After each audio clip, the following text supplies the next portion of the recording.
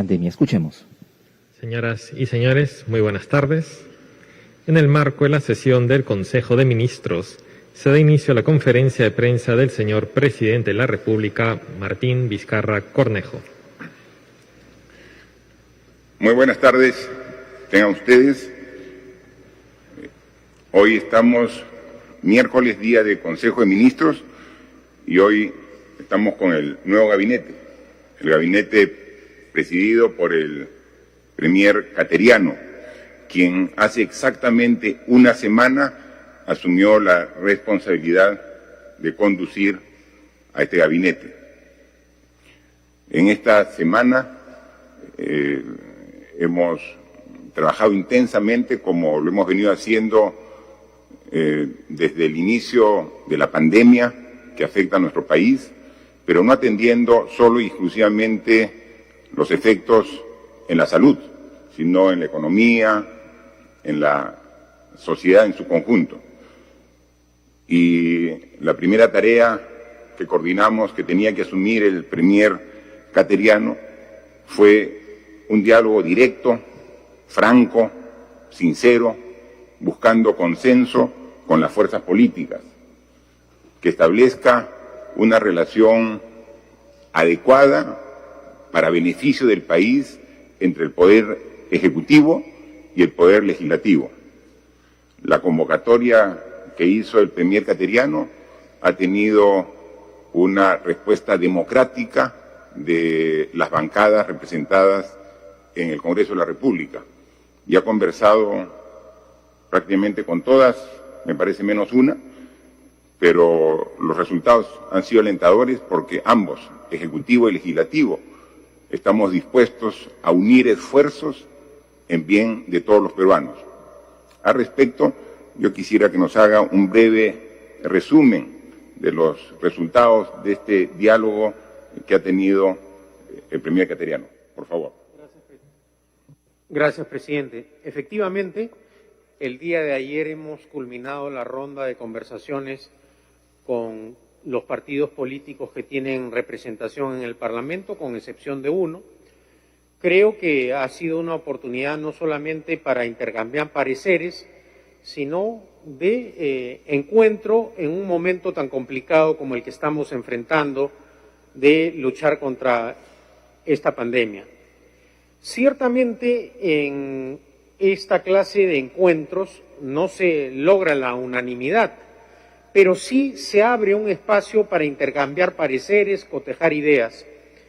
Y con ese propósito les he expresado a los partidos políticos los tres objetivos que me planteó el presidente Vizcarra al proponerme la presidencia del Consejo de Ministros. El primero de ellos, combatir con firmeza esta pandemia que estamos enfrentando. La crisis sanitaria obliga el esfuerzo de todos, no la tarea solo del gobierno, y en ese sentido hemos reiterado la vocación de conciliar criterios para, de manera unida, poder enfrentar, repito, esta crisis sanitaria. Habrán situaciones en las cuales no necesariamente vamos a tener acuerdos, pero creo que este momento crítico nos obliga a deponer nuestras diferencias, lo que no quiere decir que renunciemos a nuestro modo de pensar, a nuestros criterios políticos, pero ya llegará el momento posteriormente de establecer los juicios o criterios finales. El segundo aspecto sobre el cual hemos conversado con las agrupaciones políticas es el objetivo de relanzar el programa económico para salir de esta crisis que no solo afecta a nuestro país, sino que es algo que involucra a la comunidad económica y financiera a nivel internacional. ¿Acaso también este crítico momento nos obligue en el campo económico a actuar con responsabilidad, con esfuerzo?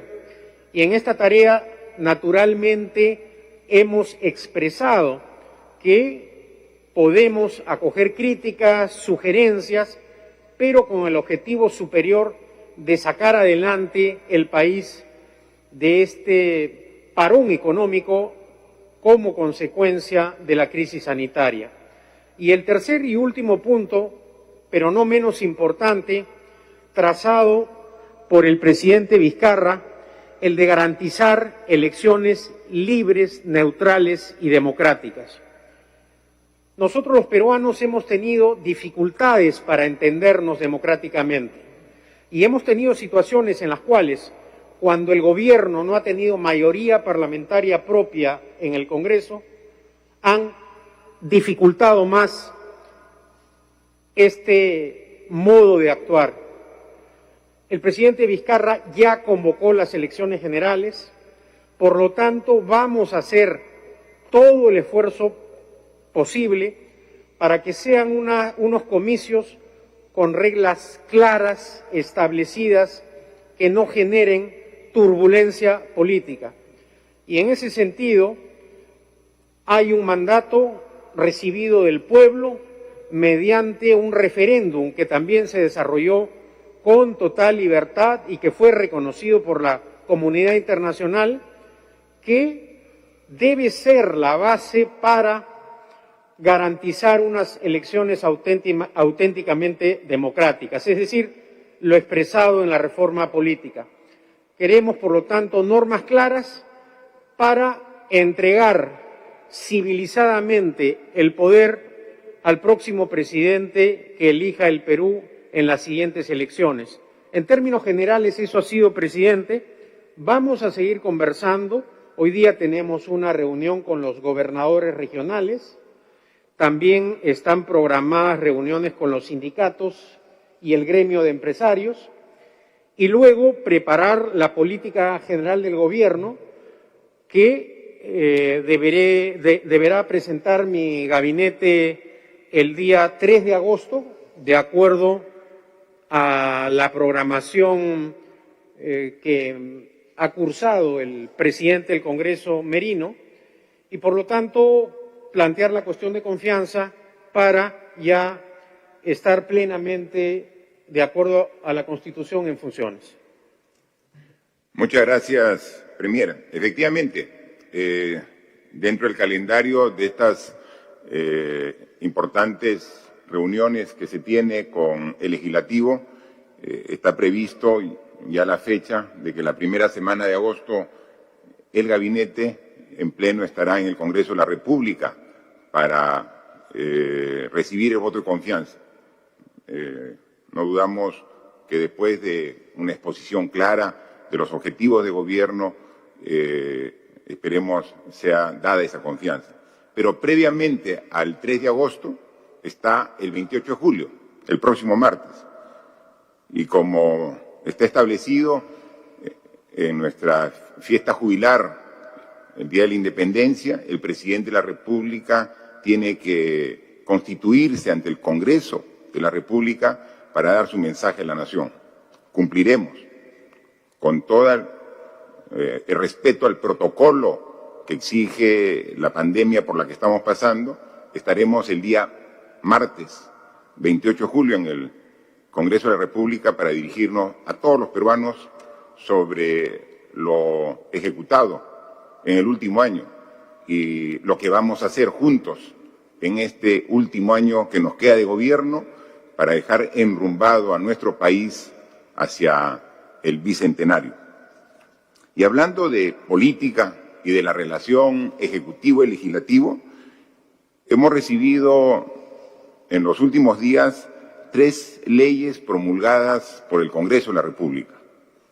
3 leyes que consideramos muy importantes porque son parte de la reforma política que nosotros, como Ejecutivo, impulsamos y tramitamos a través del Congreso de la República.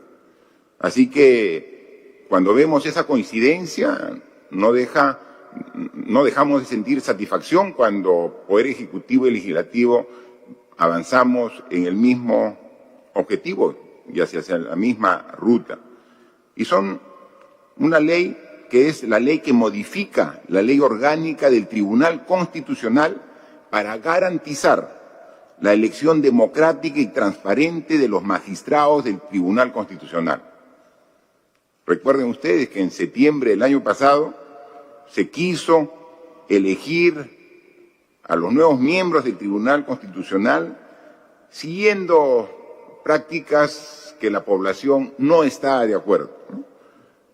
En función de coordinaciones y, se podría decir, hasta negociado de las diferentes bancadas, elegir a representantes de este organismo tan importante que interpreta la Constitución como es el TC, ¿no?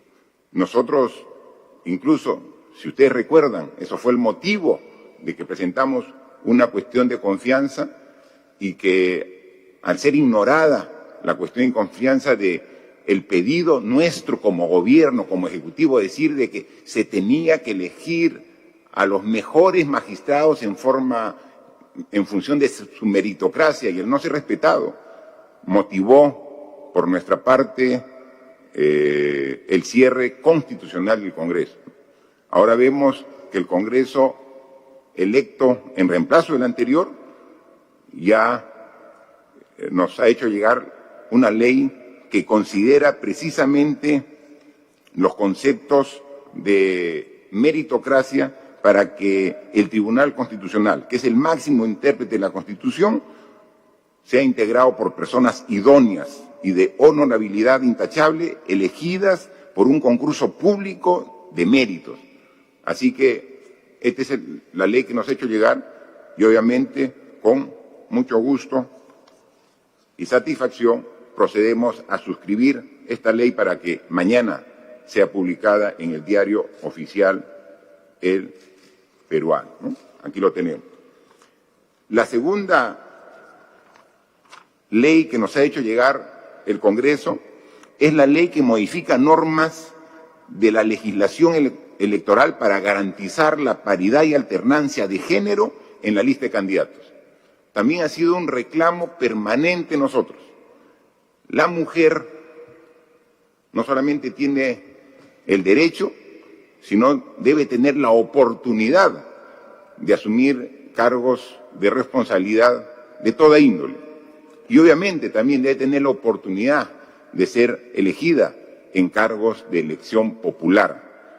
Pero es difícil que se elija a mujeres si es que no están y no tienen la oportunidad en los listados de los partidos políticos. Por eso propusimos para visibilizar, porque no dudamos de la capacidad de las mujeres, pero hay que visibilizar a través de listas que tengan paridad y alternancia. Hace algunas semanas se discutía y parecía que daba un paso atrás el Congreso. Hablamos aquí en una conferencia y solicitamos, como siempre, respetuosamente al Congreso que acoja el pedido, que no era un pedido del Ejecutivo, sino era una demanda nacional. Finalmente, esta norma ya fue aprobada y hoy también el Congreso de la República nos alcanza la ley que modifica las normas de la legislación electoral para garantizar paridad y alternancia de género en las listas de candidatos. De igual manera, con sumo agrado, procedemos a suscribir esta norma legal, ¿no? Y la tercera ley que nos ha hecho llegar el Congreso de la República es la que modifica el artículo 21 de la Ley 26859, Ley Orgánica de Elecciones, para crear la circunscripción de electores peruanos residentes en el extranjero. Saben que alrededor de 1 millón de compatriotas votan en las elecciones todos los años. Por diferentes circunstancias, peruanos han tenido que dejar nuestro país por motivos familiares, por motivos laborales, por motivos de estudio, pero estando lejos, están completamente conectados a la realidad de nuestro país y participan activamente. Y son 1 millón de personas. Y obviamente deben tener una representación de su pensar, de su sentir. También propusimos, y en algún momento fue dejado de lado este proyecto de ley como parte de la reforma política, y ahora ya lo han tomado en cuenta, y de igual manera es una norma de suma importancia para tomar en cuenta a nuestros compatriotas en el exterior. Hacemos la suscripción correspondiente de estas 3 normas. Manifestarles, ya yendo al tema específico que nos trata en estas reuniones sobre el tema de la evolución de la pandemia a nivel mundial y en nuestro país, ¿no? Tenemos los datos que el Ministerio de Salud nos hace llegar todos los días muy temprano. A las 6 de la mañana nos llega la información con corte a las 12 de la noche del día anterior y nos manifiesta que ya se han muestreado en nuestro país más de 2.100.000 personas para determinar si tienen o no tienen en su organismo el virus, el COVID-19. Y a la fecha tenemos 366.550 personas que han dado positivo, ¿no? Lo que hay que destacar es que si bien sigue esa curva en ascenso, dentro de los parámetros que teníamos estimado, estamos viendo que la positividad de las personas que vamos muestreando cada día está por el orden del 18%, ¿no? Entonces, el esfuerzo que tenemos que hacer es que poco a poco vaya bajando ese porcentaje, ¿no? No que suba, que vaya bajando poco a poco el porcentaje, ¿no? De la cantidad de personas, más o menos el 18% da el carácter de positivo, ¿no? Por ejemplo, el día de ayer se muestrearon 24.573 personas, ¿no? De las cuales 4.463 dieron positivo. Está por ese orden, alrededor del 18%, ¿no? Entonces, estamos manteniendo en las últimas semanas ese porcentaje y eso es lo que tenemos que cuidar, pero depende de la responsabilidad de todos. No depende de quien hace el dato, de quien toma la muestra, no, depende de la responsabilidad de todos los peruanos. Porque, como dice la Organización Mundial de la Salud, el COVID a nivel mundial sigue imparable, continúa su aumento de manera permanente. Ya son alrededor de 15 millones de personas en el mundo que están contagiados por este virus, ¿no? Y hacíamos un cálculo rápido que se incrementaban a nivel mundial alrededor de 200.000 personas por día. Lo que quiere decir que cada segundo, más de 2 personas en el mundo se está contagiando de COVID. Cada segundo. O sea, no es un tema superado, es un tema que debemos ser conscientes todos y no bajar la guardia, no confiarnos. Pero sí hay un dato de la estadística que es relevante y que hay que decirlo, que de los 366.550 personas que han dado positivos de una muestra de más de 2 millones, a la fecha tenemos 252.246 pacientes recuperados. Ese dato es importante porque representa casi el 70%. Del total de los infectados, casi el 70% ya está recuperado. Y esa cifra cada vez es mayor en porcentaje. Yo recuerdo que cuando recién veíamos esa cifra, estaba por el orden del 30, 35. Nos dio satisfacción cuando ya estaba por el orden del 50, ya está bordeando el 70% la cifra de recuperados respecto al total de positivos. Pero confianza, triunfalismo, de ninguna manera. Más aún, ahora que todos tenemos acceso a los medios de prensa internacional y hemos visto con mucho entusiasmo y satisfacción los avances que va teniendo la vacuna contra este virus. Básicamente vienen de 3 potencias en tecnología, en la ciencia, ¿no? Está de Reino Unido, China y Estados Unidos, tienen sendos laboratorios que nos hacen ver de que ya están avanzando cada vez más en lograr la vacuna tan ansiada para que la ciudadanía tenga inmunidad respecto al COVID-19. Pero si bien los avances son satisfactorios, son alentadores, hay que ser absolutamente sinceros, no vienen en el corto plazo. Alguno cree que porque ha visto que ya entra a la fase 3 de la vacuna, piensan que en un mes vamos a tener la vacuna, o en 2 o en 3 meses. No, sí son alentadores y nos felicitamos por el gran avance que está haciendo la ciencia a nivel mundial, pero la vacuna no la vamos a tener antes de fin de año. Es imposible que tengamos, con todos los protocolos que debe tener científicamente una vacuna, antes de fin de año. Así que la vacuna es una solución para el mediano plazo. Para el corto plazo, la única forma de protegernos contra el virus es la responsabilidad de todos nosotros. O sea, si decimos, miren, ya no hay problema, ya viene la vacuna, y bajo la guardia, en 6 meses, cualquier cosa puede pasar. Entonces, hablamos permanentemente con la ministra de Salud y ella es muy consciente de ello. O sea, no podemos bajar la guardia. Tenemos que reforzar todos los conceptos que venimos manejando. Ahora solo tenemos 3 formas de combatir directamente el contagio. Y esas 3 formas dependen de todos y cada uno de nosotros. La higiene permanente con el lavado de manos, agua y jabón, o algún desinfectante, el alcohol que podemos usar. La distancia social, evitar aglomeraciones, por favor, no se confíen, eviten las aglomeraciones, las reuniones, de cualquier tipo. No podemos juntar la gente porque en la medida que la gente se aglomera, ahí tenemos un alto foco de contagio. Y estar permanentemente, cuando salgamos de nuestro domicilio, tenemos que estar usando la mascarilla, que esa es la barrera protectora contra el virus, es fundamental.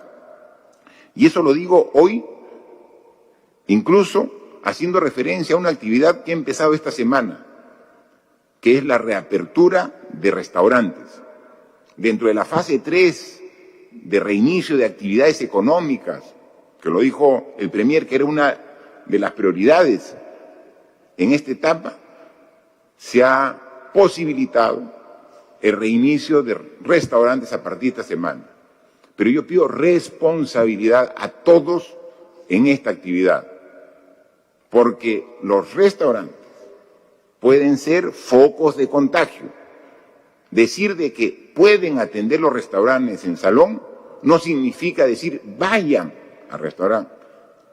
El sitio más seguro de ingerir sus alimentos es su propio domicilio, en su casa, con la gente de su entorno que conoce. Ese es el sitio más seguro.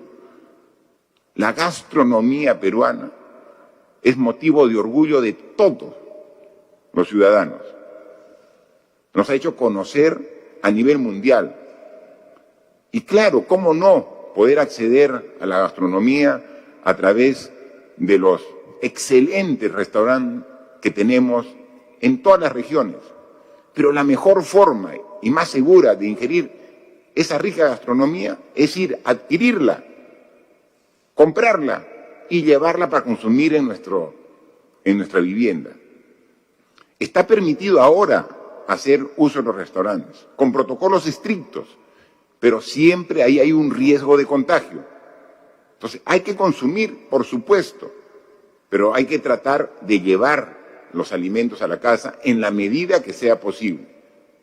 Queremos siempre tratar de disminuir los posibles focos de contagio, incluso en los comedores populares, que son tan útiles y necesarios en esta etapa. Están funcionando ya los comedores populares, como lo dijimos, desde el mes de junio han empezado a trabajar los comedores populares, pero no venden la comida como antes dentro del comedor popular.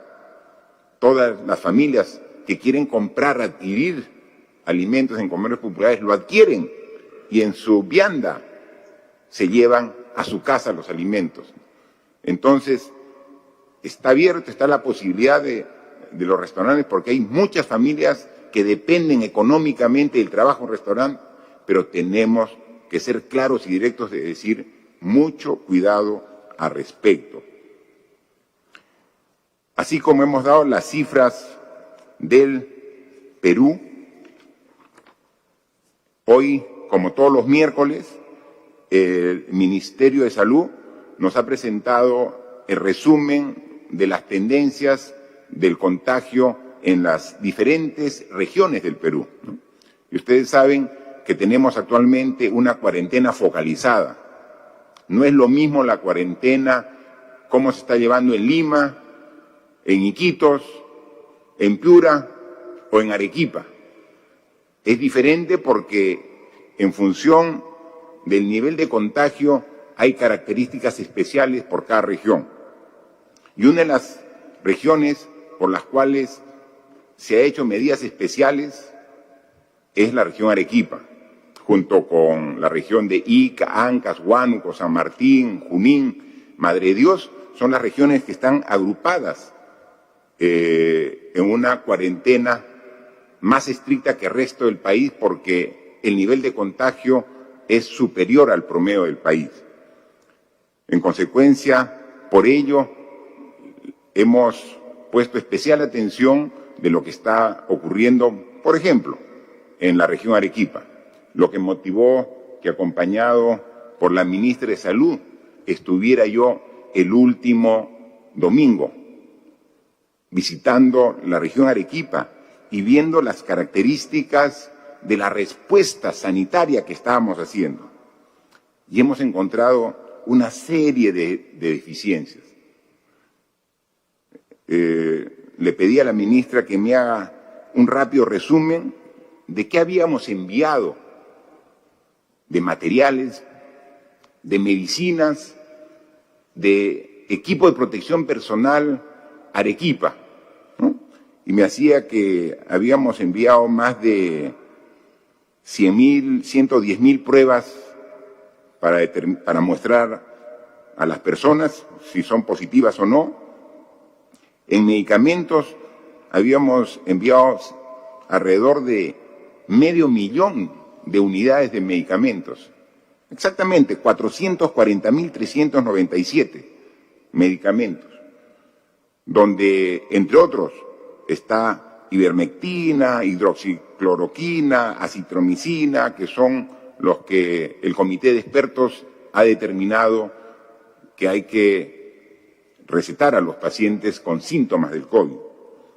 Y en equipo de protección personal, sumando las unidades, más de 1 millón de unidades hemos enviado a Arequipa.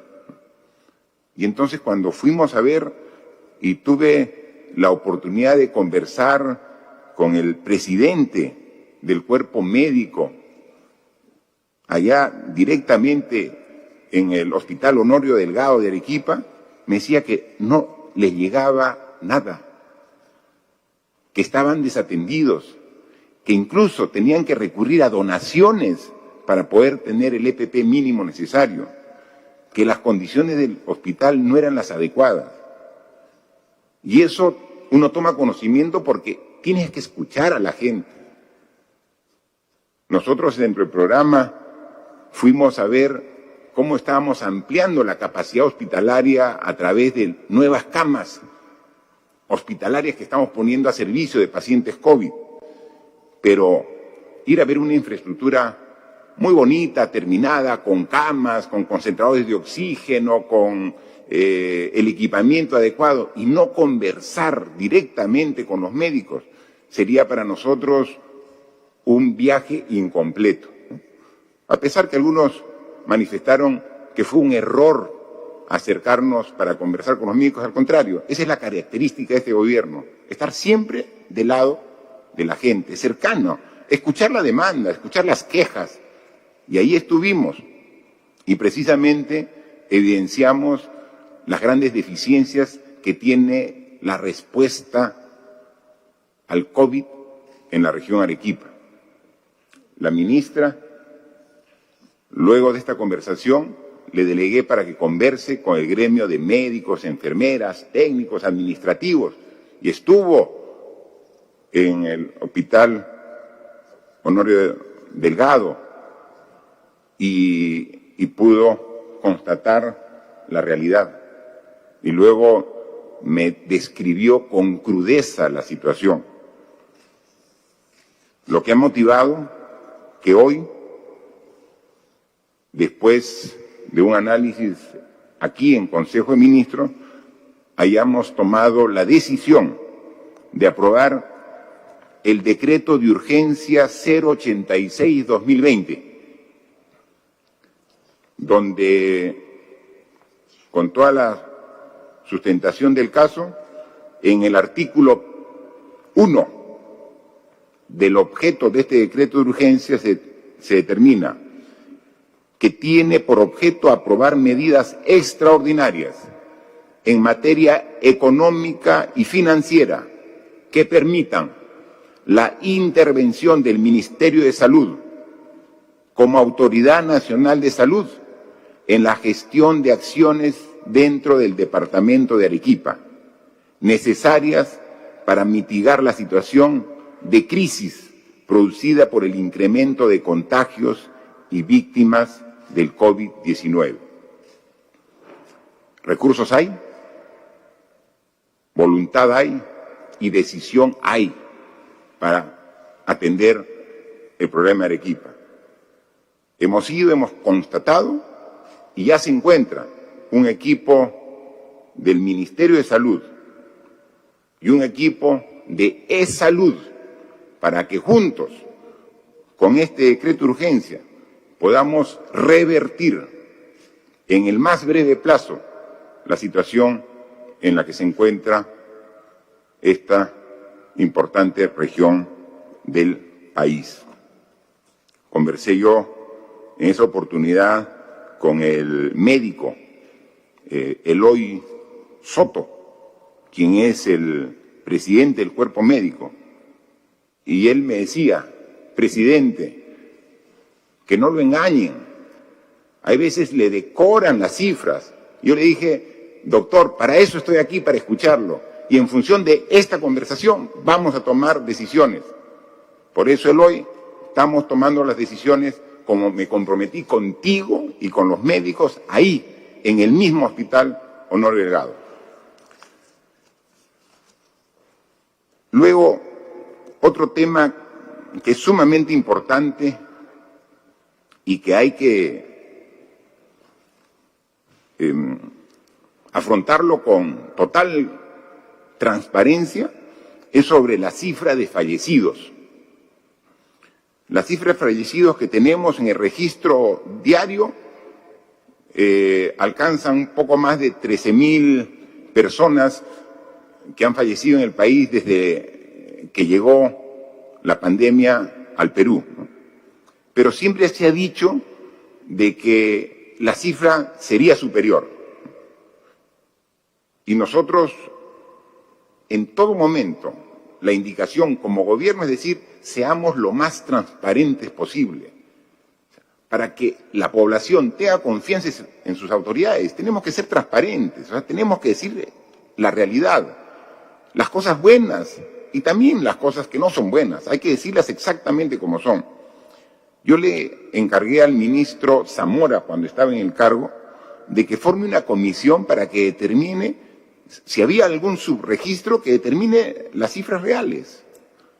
Porque en este tipo de enfermedades que se han dado en el pasado, normalmente cuando concluye la pandemia se forma una comisión que analiza todo el proceso y determina si hubo subregistro y qué tamaño es el subregistro.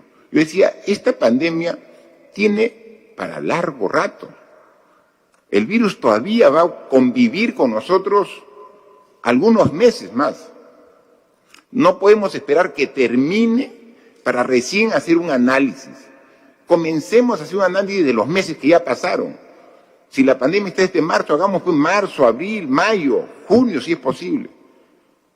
Porque al inicio fue tan abrupta la llegada de esta enfermedad que generó caos y generó desorden. Y seguramente la información y la contabilidad no era la adecuada. Entonces digo, forma una comisión y comienza a revisar las cifras. Se ha formado una comisión integrada por profesionales del propio Ministerio de Salud, integrada por profesionales independientes que son parte del grupo de prospectiva y se ha incorporado a la Organización Panamericana de la Salud, la OPS, parte de la Organización Mundial de la Salud, para que hagan la evaluación. Y este encargo que se le dio hace más de un mes al exministro Víctor Zamora ya ha dado el informe correspondiente que quisiera que la actual ministra Pilar Macetti nos dé a conocer a todos. Por favor, ministra.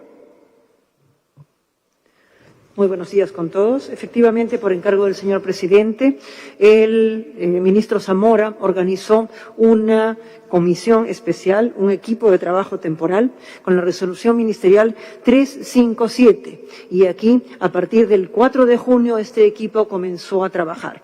Está constituida tanto por miembros del Ministerio de Salud, que corresponden a las oficinas técnicas que se encargan de hacer este análisis, en particular el componente del CDC peruano y, por supuesto, las oficinas de informática en relación con los datos que se tienen que procesar y otros. Y además se ha invitado a uno de los miembros del grupo de prospectiva que hace el análisis de información por fuera del Ministerio y a un representante de la Organización Panamericana de la Salud.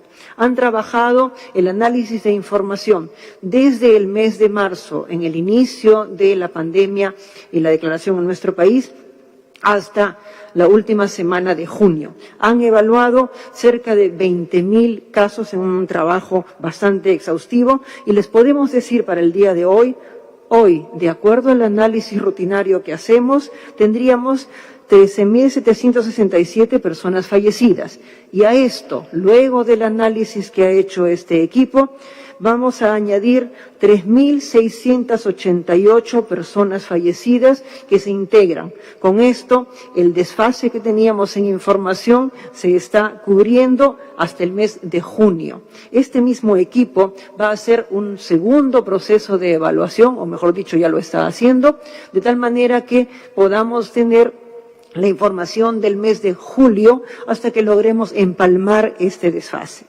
Recordemos que tenemos 8.000 entidades que notifican información acerca de los fallecidos y se tiene que hacer un análisis caso por caso de todas aquellas personas que han fallecido y que figuran, por ejemplo, en el SINADEF y no figuran en el registro del Ministerio de Salud, el NOTI. Y eso permite, caso por caso, llegar a las cifras que hemos mencionado.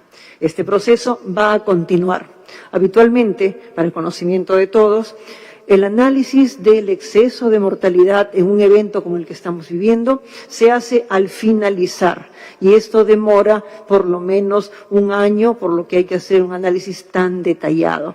Este proceso, por indicación del señor presidente, ha comenzado durante la pandemia en forma paralela para que todos veamos con transparencia la información que está disponible para todos los ciudadanos peruanos. El análisis detallado va a continuar en paralelo con la pandemia, de tal manera que tengamos la información más exacta posible, que será informada a toda la ciudadanía y que se va a colocar en la página web del Ministerio de Salud, en el componente donde informamos de las cifras. Gracias. Muchas gracias, ministra. Era sumamente necesaria ese informe. Se ha actualizado estas cifras de los meses de marzo, abril, mayo y parte de junio. Se ha dado instrucciones para que la comisión continúe trabajando y siga actualizando las cifras de lo que falta de junio y todo el mes de julio.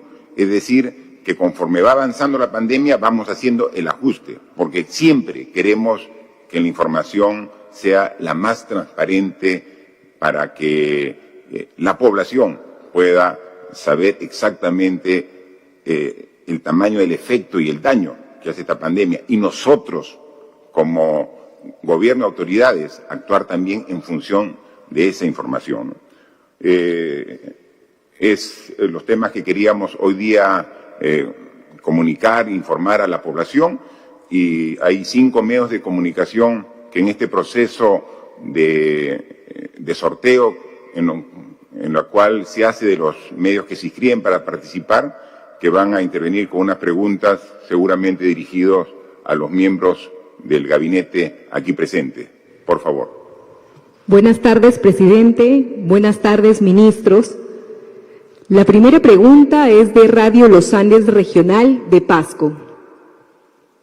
Señor presidente, según el director regional de Educación, señala que más de 8.000 estudiantes no estudian por falta de cobertura en toda la región. ¿Qué está esperando el sector transportes y comunicaciones? Presidente, pedimos su intervención. Si bien es cierto, tenemos menos casos que Junín y Huánuco, pero nuestros médicos y enfermeras están renunciando porque no les pagan sus haberes por 3 o 4 meses en el Hospital Daniel Alcides Carrión. El oxígeno es escaso, ya rebasamos la capacidad en hospitalizados. ¿Cómo fiscalizamos a nuestras autoridades si dicen que Contraloría no pesa nada, no tiene injerencia? Bien, la pregunta va dirigida para el sector educación y para el sector salud, ¿no? Es de un medio de comunicación de Pasco. Así que, por favor, ministro de Educación. Muchas gracias, presidente, y muchas gracias por la pregunta. Nosotros hemos venido haciendo análisis de la cobertura de la estrategia Aprende en Casa. A nivel nacional estamos llegando a un 96% de los hogares, y en Pasco efectivamente hay aproximadamente también un 96% de los hogares a los cuales les llega la cobertura. Tenemos un problema evidentemente en ese 4% de niños que no están accediendo a la estrategia Aprende en Casa a pesar de todo el esfuerzo que hemos hecho. Y en Pasco en particular, casi el 80% de los estudiantes se conectan vía la televisión por los problemas de conectividad que se tienen. Frente a eso, nosotros tenemos 2 estrategias. La primera es la del cierre de la brecha digital, que tiene que ver con la disponibilidad de las tabletas con contenido pedagógico para las diferentes necesidades que tiene la población estudiantil. En el caso de Pasco, van a tener tabletas el 76% de los locales escolares con estudiantes de cuarto de primaria hasta quinto de secundaria, que equivale a aproximadamente un 45% de la población estudiantil, ¿no? Entonces, con eso vamos a dar un inicio a lo que es este proyecto de cierre de brecha digital, que esperamos que además nos lleve también a un cierre de la brecha de aprendizajes. Y en segundo lugar, para aquellos estudiantes que no accedieron durante estos meses, ese 4%, vamos a tener estrategias de recuperación, porque efectivamente tenemos que darle la oportunidad también a ellos de poder recuperar aquellos aprendizajes que no pudieron tener en este periodo inicial, ¿no?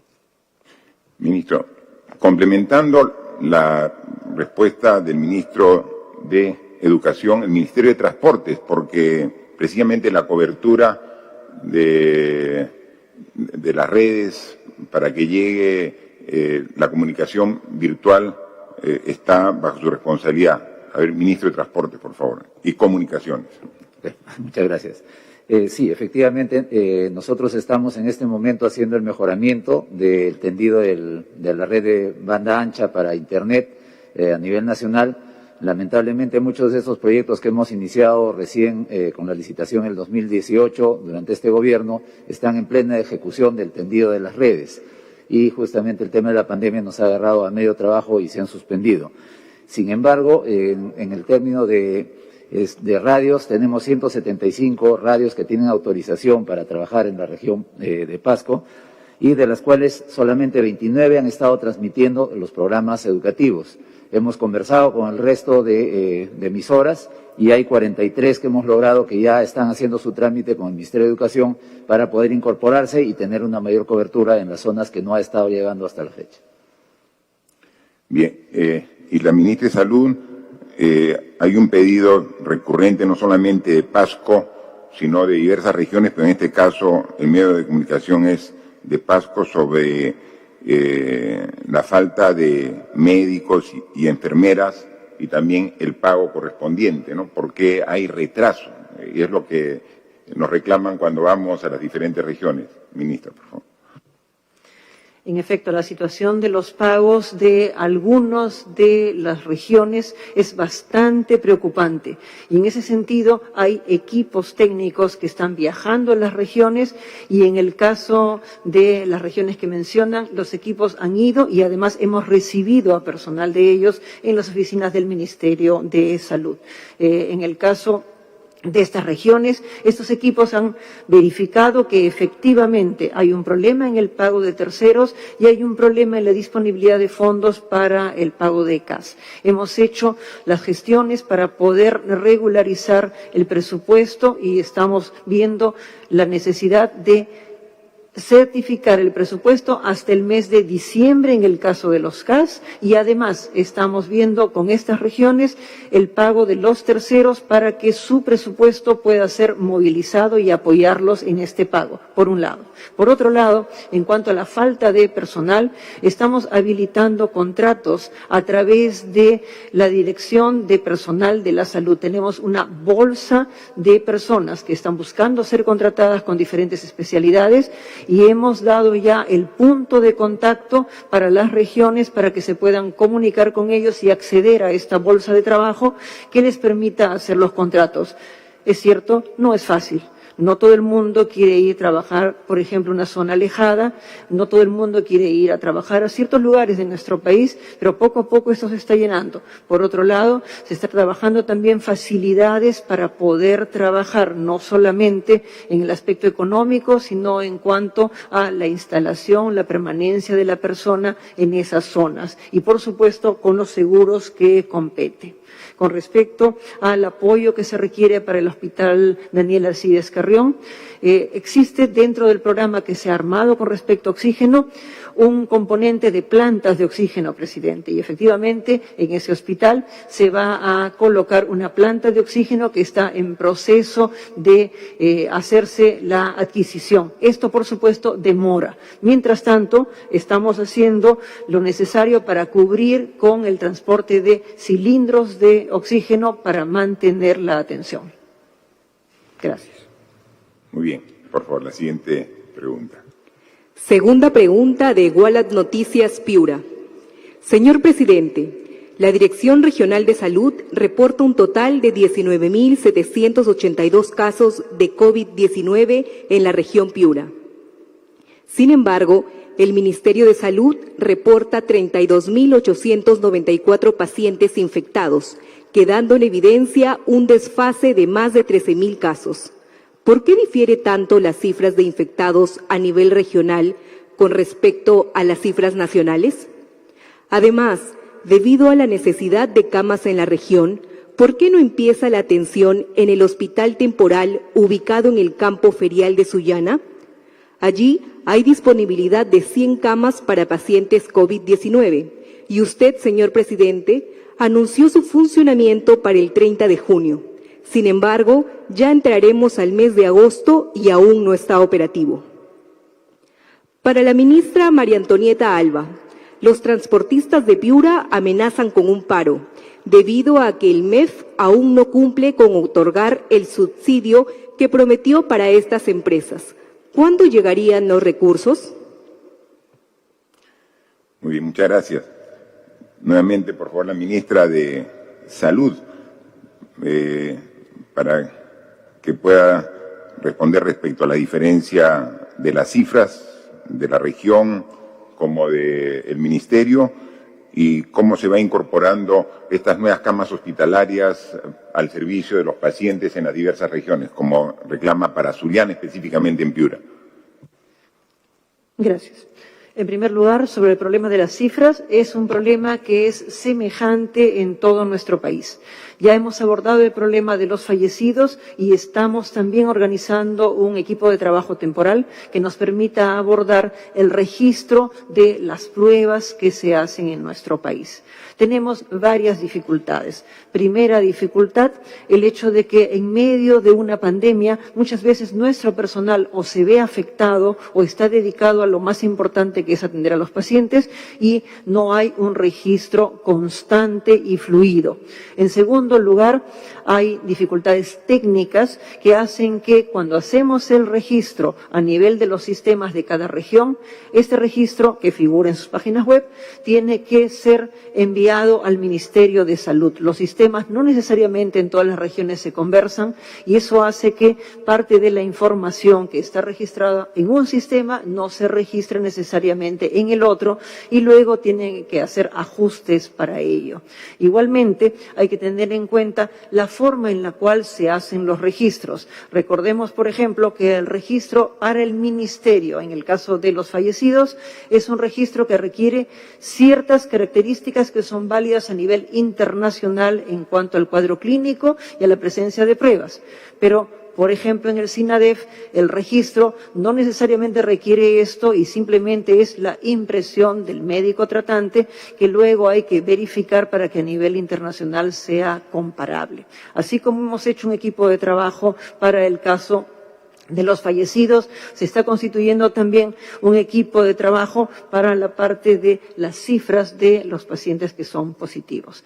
En cuanto a las ampliaciones, estas ampliaciones requieren de personal. Nos ha informado la Dirección de Salud de la región que no tienen personal suficiente para atenderlo. Por consiguiente, dos alternativas. Se está viendo la contratación del personal y se está viendo por otro lado, que es lo más probable que podamos hacer, es que simplemente la administración sea enviada a eSalud, que en este momento tiene más facilidades para contratación. Este problema no es único de la región, se da en otras regiones también por las dificultades que tenemos para poder desplazar personal de un lado a otro. Gracias. Ministra de Economía, por favor. Gracias, presidente. Efectivamente, el 2 de julio, con el decreto de urgencia 079, nosotros dimos marco legal para otorgar a 26 gobiernos locales hasta 38 millones para los temas de subsidio al transporte. El decreto de urgencia prevé una serie de pasos operativos que incluía que los municipios envíen al Ministerio de Transportes los padrones de los vehículos que podrían recibir este subsidio. Según lo que me informa el ministro de Transportes, esta información fue enviada hasta ayer al Ministerio de Transportes. Hay un compromiso tanto del Ministerio de Transportes como del MEF, que apenas ingrese este registro al MEF vamos a darle toda la celeridad para finalmente concretar las transferencias a los gobiernos locales. Entonces, quiero transmitir la tranquilidad de que le vamos a dar la celeridad al trámite y vamos a procurar que antes de lunes puedan tener este decreto supremo ya el dinero en las cuentas de los gobiernos locales. Gracias. Complementando un poco, porque como viajamos nosotros permanentemente a las diversas regiones y vemos la diferencia de cifras, por ejemplo, de cantidad de personas contagiadas, básicamente el Ministerio de Salud ha adquirido las pruebas tanto moleculares como rápidas y las ha validado por el Instituto Nacional de Salud. Es decir, son pruebas que están validadas, pruebas que son de alta confiabilidad, las que tiene el Ministerio de Salud. Y estas pruebas las ha distribuido a las instituciones armadas, a la policía, a eSalud y a los gobiernos regionales. La información que da todos los días el Ministerio de Salud precisamente son de las pruebas del Ministerio de Salud que informan de todo el país y que son procesadas dentro del equipo de epidemiología del Ministerio de Salud. Pero en este proceso que se ha ido dando la pandemia, existe, por ejemplo, algunos gobiernos regionales que han comprado sus propias pruebas, han comprado pruebas rápidas. Nosotros, como gobierno, no sabemos dónde han comprado las pruebas rápidas y no sabemos y no podemos verificar la confiabilidad de esas pruebas, que sí lo ha hecho el Instituto Nacional de Salud para las pruebas que ha adquirido, ¿no? Y entonces se da ese reporte, pero no necesariamente tiene que agregarse porque son pruebas propias que ha comprado alguna otra institución. Incluso por motivos laborales, algunas empresas también han hecho adquisición de pruebas o han hecho convenio con alguna clínica particular. tampoco esa validación de pruebas se ha hecho directamente por el Ministerio de Salud. Y en consecuencia, ese tipo de información tiene que ponderarse por parte de los expertos del Ministerio para ser incorporada. Para que no haya distorsión de la información, es que se privilegia la información proveniente de las pruebas adquiridas y validadas por el propio Ministerio de Salud a través del Instituto Nacional, que es el ente científico, ¿no? Entonces, eso es muy importante. Entonces, puede haber alguna diferencia con la información que hace una región, pero lo que tiene el Ministerio de Salud está validada por el ente profesional y científico del Instituto Nacional de Salud. Luego, estamos haciendo un gran esfuerzo para ampliar la cantidad de camas a disposición de los pacientes en todas las regiones del país. Son más o menos 6.500 camas. En Piura, solo en Piura hay 500, y 200 hay en Sullana, 300 hay en la misma ciudad de Piura. Y efectivamente, hacemos el esfuerzo de construirla, pero como dice la ministra, a veces no se puede de inmediato poner a servicio porque falta recurso humano. Eso lo estamos trabajando directamente con el gobierno regional o desde el Ministerio de Salud, enviando. El domingo hemos estado con la ministra en Arequipa y hemos visto que adyacente al Hospital Honorio Delgado hay 200 camas nuevas que se ha hecho para servicio a los pacientes, para que no estén en carpa, para que no estén pacientes en sus carros esperando ser atendidos. Eso no puede ocurrir. Entonces, se ha hecho 200 camas adicionales adyacente al Hospital Honorio Delgado, ¿no? Entonces, en el Hospital Goyeneche, 100 camas adicionales. En Cerro Juli, 200 camas adicionales. En Cerro Colorado, en el Centro del Adulto Mayor de Salud, 100 camas adicionales, 600. Pero hay que gerenciar de manera adecuada. Y ese es el trabajo que el equipo, y con este decreto de urgencia que hoy se ha aprobado, se va a notar una mejora sensible en la atención de los pacientes COVID en Arequipa. Así que es fundamental trabajar intensamente y que se sigan dando esta mayor oferta hospitalaria en las diferentes regiones para seguir atendiendo la demanda que hay en todo el país, ¿no? Por favor. Tercera pregunta de IDL Radio. Señor presidente, por estos días se ha señalado que el gabinete anterior, liderado por Vicente Ceballos, era antiempresarial y muy confrontacional con el Congreso. Con la conformación del nuevo gabinete, ¿su gobierno se ha derechizado? ¿Va a ser un gobierno de la CONFIED como sostiene otro sector?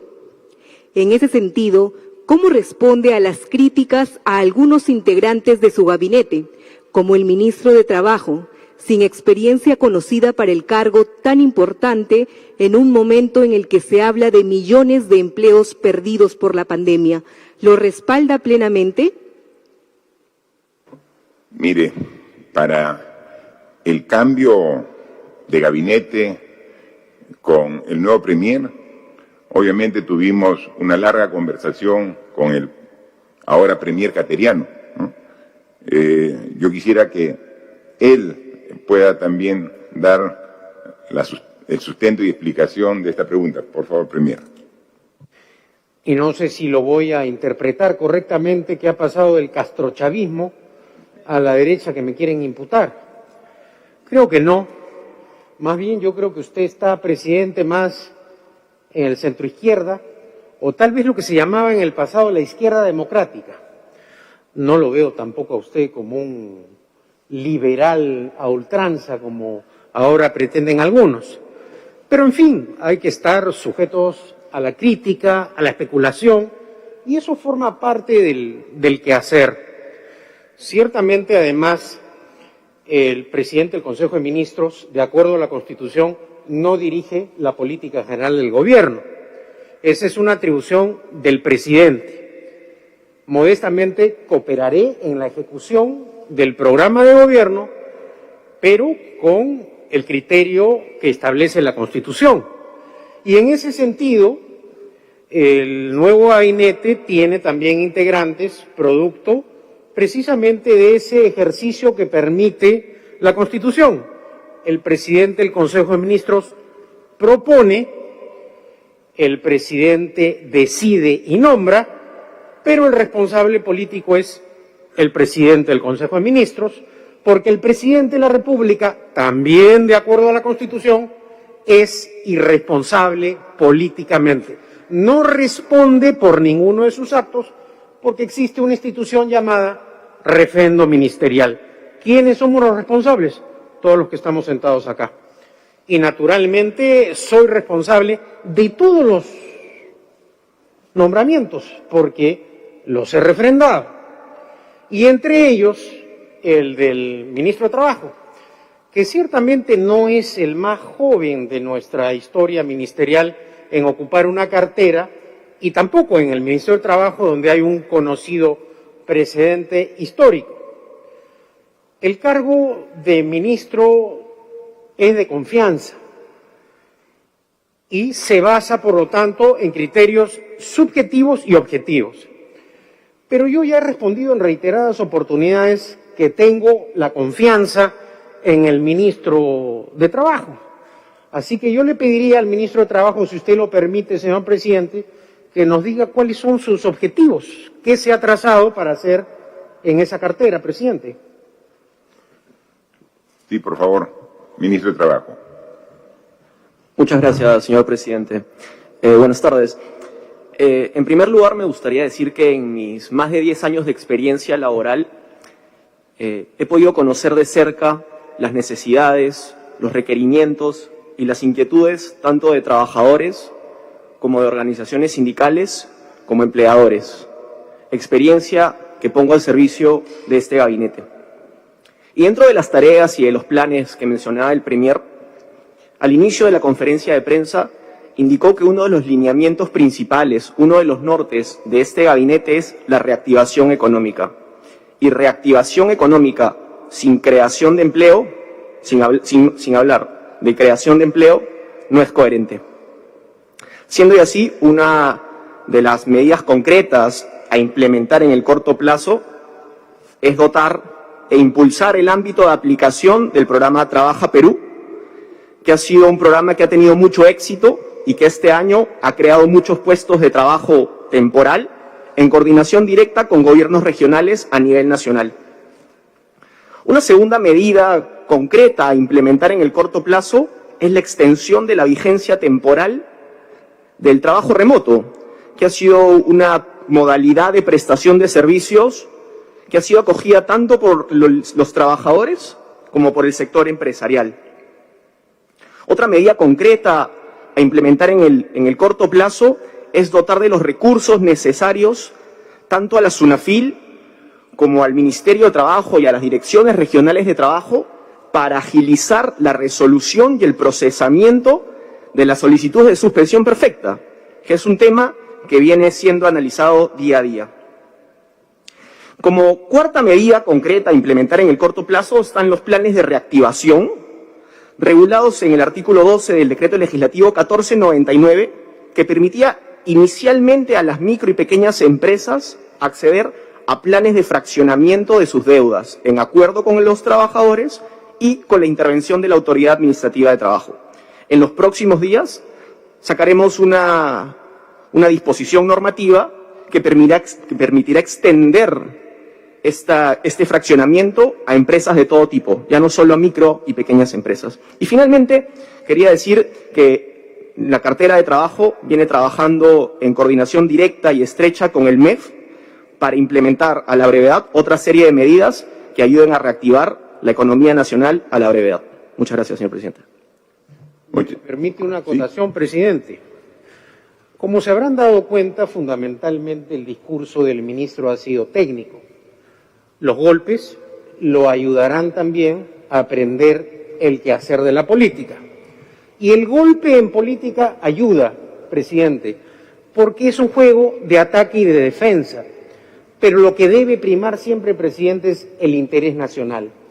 Y en este momento todos debemos sumar esfuerzos. No distinguir ancianos de jóvenes, castrochavistas, socialistas, o apristas, populistas o pepecistas, hay de todo, presidente. Pero en este momento, creo, la grave crisis nos obliga al esfuerzo de todos. Eso es lo que quería señalar, presidente. Gracias. Totalmente de acuerdo y esas fueron las primeras palabras que intercambiamos para que sea premier de este gabinete, que todas las decisiones que tomemos sean en beneficio de la mayoría de la población. Poner etiquetas a los gobiernos creo que ya es un tema del pasado. Este es un gobierno que se preocupa por la persona, por el ser humano, y todo nuestro esfuerzo está abocado a ello. Y las decisiones que tomemos siempre va a ser poniendo al ser humano, a la persona por delante. Por favor, la siguiente. Cuarta pregunta de Perú 21. Señor presidente Vizcarra, ¿van a tomar el control sanitario de las regiones cuyos gobernadores son incapaces de proteger a sus pueblos, así como lo ha anunciado con Arequipa? ¿Qué fue del plan para instalar plantas de oxígeno en todo el país y de importar lo que faltara, anunciado el 4 de junio por el viceministro de Salud, Víctor Bocángel? ¿Cómo es posible que el ex premier Vicente Ceballos haya demorado 2 meses en recibir la donación de oxígeno que ofreció la empresa Sauder el 22 de mayo para el sur del país? Han muerto más de 1.000 arequipeños entre el registro y el subregistro que hay en esa región. Además, usted, presidente Vizcarra, dijo que Ceballos continuaría como asesor del gobierno. ¿Eso se mantiene? ¿Cree usted que Arequipa se lo perdonará? Bien, sobre el tema de la relación entre el ente rector, que es el Ministerio de Salud, y los gobiernos regionales, hay muchos gobiernos regionales con los que tenemos una relación muy cercana, adecuada y en conjunto atendiendo la demanda de la población. Con algunas regiones puede ser un poco más complejo. Entonces, no podemos tomar decisiones generales para situaciones particulares, ¿no? Tenemos que analizar cada región, es completamente diferente a otra, ¿no? Y eso lo va a complementar también la ministra de Salud, como que nos informa también los esfuerzos que estamos haciendo para implementar el decreto de urgencia que establecía los mecanismos para dotar de un mejor servicio de oxígeno a las diferentes regiones del país ahora en esta pandemia, cuya demanda de este bien, de este oxígeno, se ha incrementado de manera significativa. Ministra, por favor. Gracias, presidente. En realidad, en momentos tan difíciles como los que estamos pasando, no podemos nosotros demorarnos en tomar decisiones porque esto implica vidas. Cuando en una región nosotros tenemos la posibilidad de dar apoyo técnico, lo damos. Muchas regiones nos lo han solicitado y nuestros equipos técnicos han estado allí 1, 2 y hasta 3 veces, como ha ocurrido en Arequipa. Sin embargo, cuando no vemos que las decisiones que se han acordado, no se han impuesto sino acordado, se implementen, es muy importante que se solicite la transferencia de la función salud al nivel nacional, no con la finalidad de vulnerar la capacidad, la autoridad de un gobierno regional, sino de complementarla en un momento donde todos somos responsables de las vidas que se van perdiendo. Esperemos que con esta decisión, en el curso de 2, 3 semanas, logremos estabilizar la región y todo regresará a su cauce normal. Estamos para unirnos y si nos unimos vamos a poder resistir. Con respecto a toda la proyección que se ha hecho sobre el oxígeno, quisiera decir que el estándar internacional en los establecimientos de salud corresponde a plantas de oxígeno. En ese sentido, el Ministerio de Salud, junto con las regiones, los colegios profesionales pertinentes, universidades, se hizo un análisis de la situación de nuestro país y se estableció una primera prioridad de 60 plantas, de las cuales se encuentran ya 13 operativas. Se encuentran en el mes de agosto 20 plantas más y a lo largo del tiempo 27 plantas adicionales. Esto se añade al esfuerzo que están haciendo los gobiernos regionales, que están tramitando o están ejecutando la adquisición de 27 plantas más. Esto nos va a permitir reforzar el sistema. Evidentemente, las plantas se van implementando de a pocos, es un proceso complejo. Sin embargo, para ello se ha hecho la adquisición de oxígeno de diferentes lugares del extranjero que va a permitir complementar el aporte de la industria nacional. Y además de esto, la adquisición progresiva de balones o cilindros de oxígeno, con lo cual están ayudando no solamente el Ministerio de Salud con su adquisición, sino que también los gobiernos regionales están haciendo adquisiciones y lo más importante de todo es que se ha aunado también la industria privada que está haciendo aportes, no solo de balones, en muchos casos también han cedido plantas de oxígeno que no han estado utilizando y han cedido producción de oxígeno medicinal. Está en curso, presidente. Perfecto. Respecto específicamente a la consulta sobre el oxígeno de Arequipa, me parece que el premier cateriano tuvo una conversación al respecto con el ex premier Ceballos, si nos podría también dar algunos detalles. Exactamente, presidente. El día de ayer me reuní con el ex premier Ceballos con motivo de la transferencia del cargo y él me expresó que no había obstaculizado el trámite de la donación, que no se ajustaba, según lo que me comentó, a la realidad de lo acontecido. Ciertamente los trámites demoran. Vamos a tomar medidas precisamente, presidente, para que se superen esta clase de imprevistos, y eso es todo lo que tendría que aclarar en honor a la verdad, porque el ex premier Ceballos no se encuentra presente. Bien, y al respecto, recuerden ustedes, con el oxígeno tomamos una decisión importante al inicio, porque teníamos nosotros una restricción que limitaba la provisión de oxígeno, que decía que debería, para uso medicinal, tener una pureza del 99%, limitando precisamente a proveedores que podían dar un oxígeno medicinal que en diversas partes del mundo se admite hasta 93% de pureza. Y eso era lo que restringía al inicio.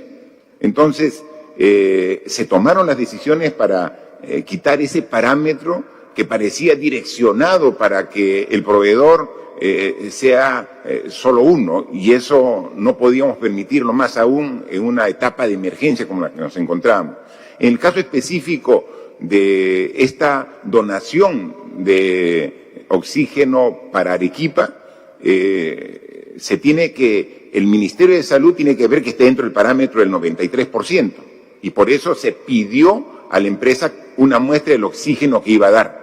Y entonces dio un oxígeno que estaba dentro del 93% de pureza, pero tenía exceso de humedad, que al decir de los médicos ese exceso de humedad también puede hacer daño al organismo.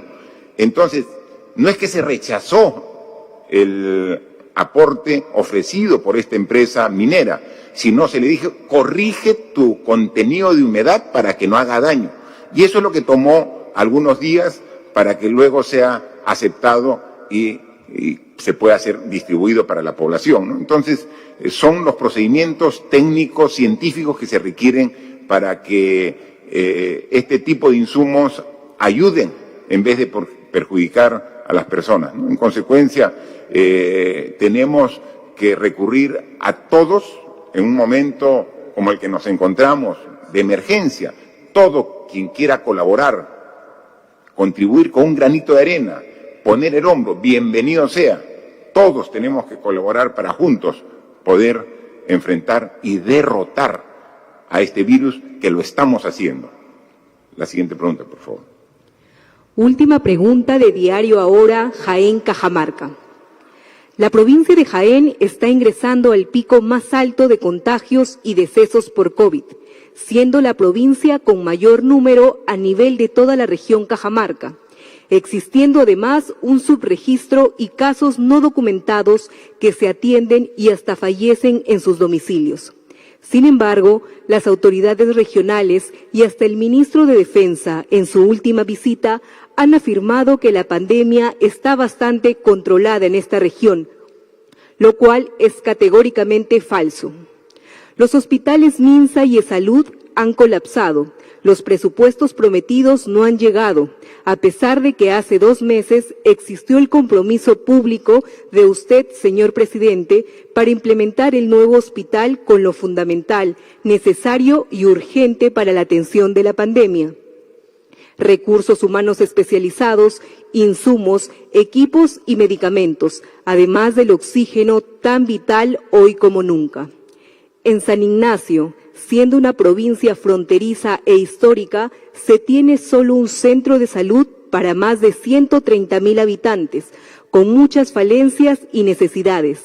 El sueño del hospital de frontera no llega aún ni a expediente técnico. ¿Desde dónde están pidiendo un hospital de campaña, brigadas de especialistas y no seguir perdiendo más amigos, vecinos y familiares cada día? Es momento de que no solo sean palabras, presidente Martín Vizcarra, sino que ello se transforme en hechos tan necesarios hoy para darle una batalla frontal al virus letal, más allá del adormecimiento de las autoridades locales y regionales que creen que siguen en campaña política. Bien, hay un aspecto de salud siempre en la pregunta que va a contestar la ministra de Salud y luego un tema de transferencia que nos va a comentar la ministra de Economía. Por favor. Gracias, presidente. Hemos tenido en esta semana reunión con 6 congresistas de Cajamarca, hemos tenido la visita de las autoridades de la región y hemos tenido también la visita hacia la región Cajamarca de nuestro ministro de Defensa y otras autoridades. A lo largo de estos días se ha analizado la situación y verdaderamente es una situación bastante importante.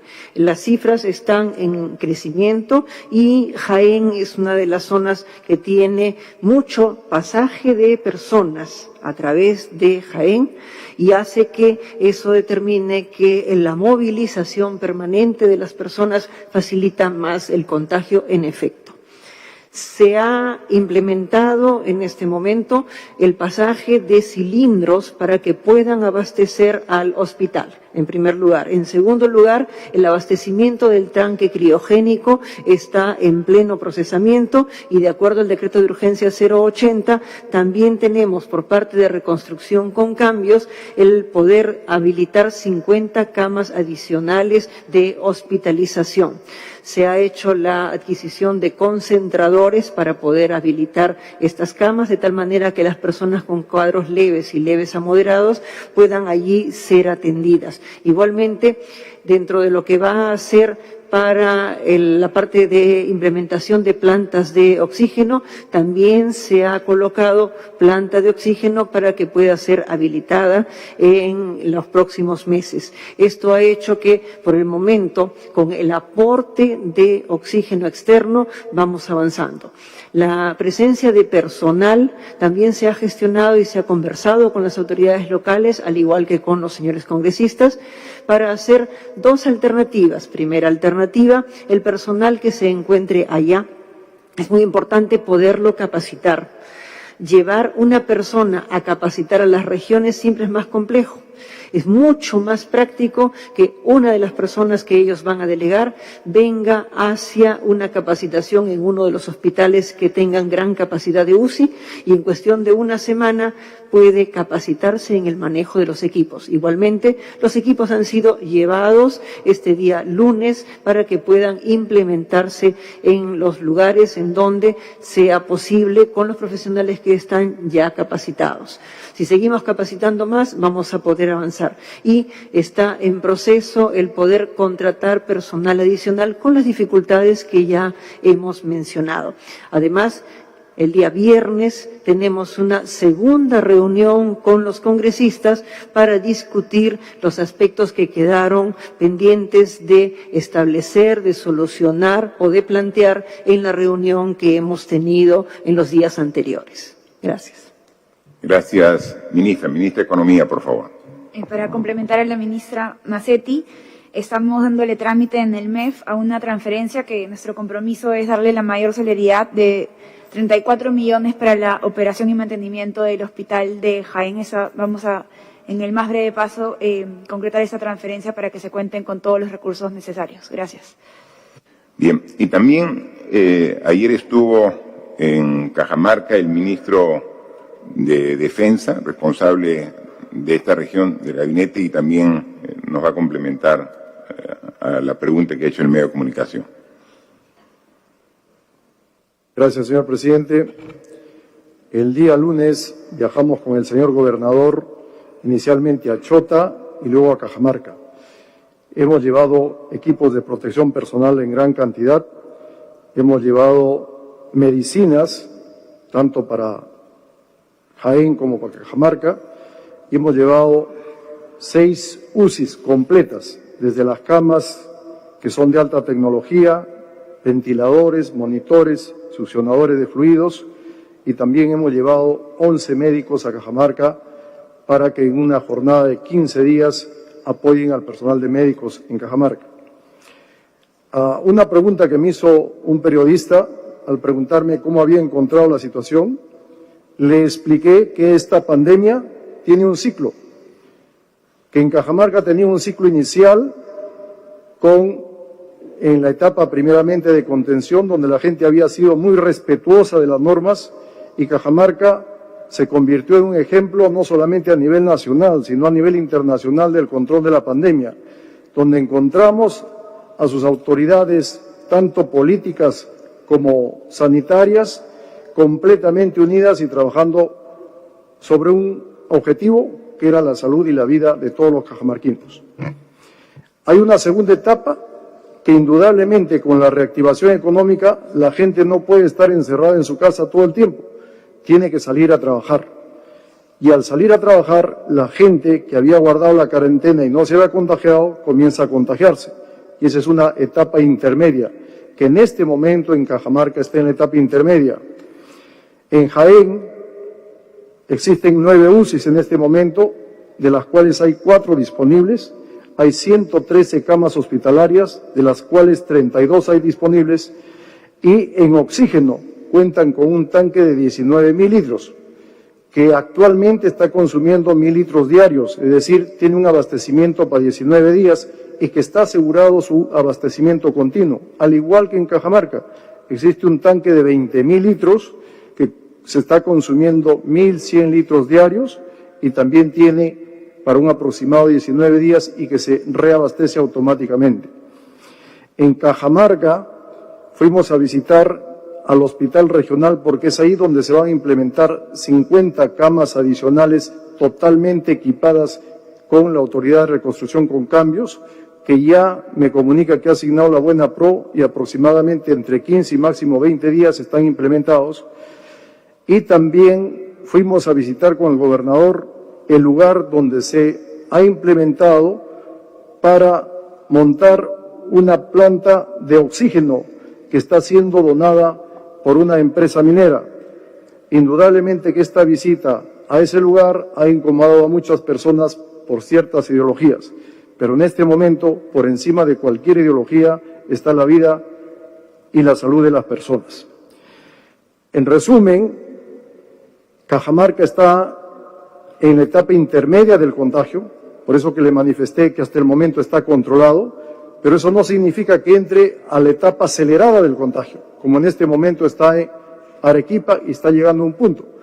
Justamente el viaje que tiene el ministro y todos los ministros a las regiones es para adelantar las etapas y tener una respuesta adecuada hospitalaria y también para ver cómo se está realizando el tratamiento temprano para evitar que la mayor cantidad de gente regrese a los hospitales. Sin embargo, el ambiente político y el ambiente laboral que he encontrado en los hospitales es totalmente diferente. Hay gente que está tratando de encontrar culpables, está poniendo de antemano ciertas ideologías y en esta pandemia es totalmente desastroso si se sigue ese comportamiento. Hago, señor presidente, un llamado de solidaridad y de ponernos como objetivo la salud y la vida de nuestros compatriotas, no solamente en Cajamarca, sino a nivel nacional, que pongamos cualquier tipo de diferencias, dejémoslo para después de la pandemia y encontremos puntos de acuerdo para trabajar juntos y luchar por esta pandemia. Muchas gracias, señor presidente. Muy bien. Sí, muchas gracias. Mire, yo quiero, para concluir esta conferencia, contar una experiencia que me marcó así profundamente y que lo he contado alguna vez en el Consejo de Ministros, para un poco definir cuál debe ser nuestro trato con las personas, con la gente, más aún ahora que tienen esta gran responsabilidad de ser jefe de sectores tan importantes como el que ustedes representan. Yo he sido autoridad regional, yo he sido gobernador regional de Moquegua por 4 años, del 2011 al 2014. Y mi desempeño como gobernador regional dependía mucho de la coordinación que tenía con los ministros. Yo tenía que coordinar estrechamente con los ministros para cumplir los objetivos. Yo me puse grandes objetivos en la región Moquegua, la cual yo era autoridad. Una vez yo tuve reclamo de los pescadores artesanales de hilo, que fueron a Moquegua a reclamar, a hacer algunas demandas que no eran atendidas por el gobierno. Y fueron en un grupo de como de 200 personas a la puerta del gobierno regional de Moquegua a gritar su demanda. Yo siempre escucho a la gente y dije que venga su directiva y los escuché. Me plantearon su problema. Era completamente justo.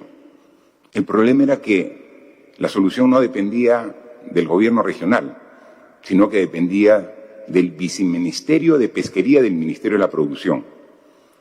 Entonces me comprometí con los pescadores en solucionar el problema, yo mismo trayendo su queja, su reclamo a Lima, al Ministerio de la Producción. Así que la siguiente semana yo vine y viajé aquí a Lima y estuve en Corpa, donde está el viceministerio de Pesquería. Acá está el ministro de la Producción, en Corpa, ahí al lado queda Mincetur, Ministerio del Interior y Ministerio de la Producción, es un conjunto, un edificio. Pedí cita como gobernador regional de Moquegua con la viceministra de Pesquería. Me atendió. Subí al 7º piso y le expliqué el problema. Me escuchó, pero me dijo que no lo iba a solucionar, que había otras prioridades y que esa no era una prioridad para el sector y que no iba a solucionar. Entonces yo le dije, ¿y con qué respuesta voy a regresar para los pescadores? Ya usted ve lo que les dice. Pero, viceministra, tiene que darme una solución, porque si no, esos 200 trabajadores, pescadores artesanales que están, van a venir acá a Lima a reclamarle a usted. Y me dijo algo que me dejó marcado. Me dijo, no importa que vengan y que reclamen, porque los gritos de la gente no se escuchan aquí en el 7º piso. Me dijo una autoridad. Entonces, ¿qué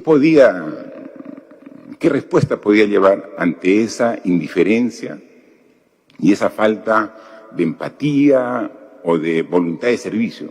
O sea, ese tipo de autoridades, o sea, no sirven, ¿no? Y eso yo le digo a los ministros, ¿no? O sea, cuando se les acabe la energía y la voluntad de escuchar a la gente, en ese mismo momento digan, gracias, hasta aquí nomás.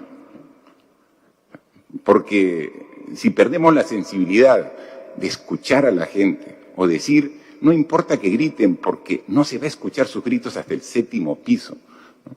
Yo ahí me hice la promesa de poner todo mi esfuerzo de escuchar a la gente. No me alcanza todo el tiempo para escuchar a todos los que quisiera, no me alcanza. Pero pongo todo mi esfuerzo y les consta que cuando viajo a todas las regiones del país, yo trato de escuchar a la gente. Y quizás no alcanzo a escuchar a todos. Como no escuché el domingo a la señora Celia, que recién en las imágenes yo vi que quería hablar conmigo. O sea, no me di cuenta. Ante el caos y el tumulto, no me di cuenta. O sea, ¿cómo no escucharla? Si es parte de mi forma de ser y es parte de lo que infundo a este gobierno, escuchen a la gente. ¿No? Y qué lamentable incluso que el esposo de la señora Celia haya fallecido. Le doy el pésame y le pido realmente sinceras disculpas por no haberle escuchado. Y estamos a su disposición, como de todas las personas quienes han perdido un ser querido para atenderlas. Hemos dicho, a nosotros nos duele como propia la muerte de todas las personas que han sufrido el COVID-19. Y vamos a seguir haciendo esfuerzo para seguir derrotando este mal que tanto daño hace a la humanidad. Pero tenemos que hacerlo juntos. Y juntos ahora vamos a trabajar en Arequipa, con los arequipeños que tienen tanta fuerza y lo han demostrado. Nos sumamos a esa fuerza. Cuando decimos que vamos a intervenir, no significa que vamos a reemplazar. No, vamos a sumarnos con los propios arequipeños, que son tan aguerridos y son tan decididos. Vamos a ayudar en un poco de orden y dirección que faltaba en un sector tan crítico como es el sector de salud. Y vamos a mostrar mejoras. Y así como allá, en todas las regiones del país, seguiremos haciendo nuestro esfuerzo. Y seguimos lamentando las muertes que día a día se van dando. De personas conocidas que lamentamos, como el ángel del oxígeno, ¿se acuerdan? Un ejemplo de civismo que todos felicitábamos y decíamos cómo no somos así todos los peruanos, ¿no? O sea que en un momento difícil ahí incluso cayó precisamente por ese trabajo también en el virus y falleció. Pero así como ellos, el esposo de la señora Celia, el ángel del oxígeno, tanta gente que no conocemos, pero que igual causan mucho dolor a su familia. A todos ustedes, tengan mi más sentido pésame y vamos a renovar nuestro esfuerzo de trabajo por ustedes y por todos los peruanos hasta poder realmente derrotar este virus. Gracias. De esta manera, entonces, el presidente de la República ha renovado los esfuerzos, ha dado a conocer entonces este decreto de urgencia 086 que faculta la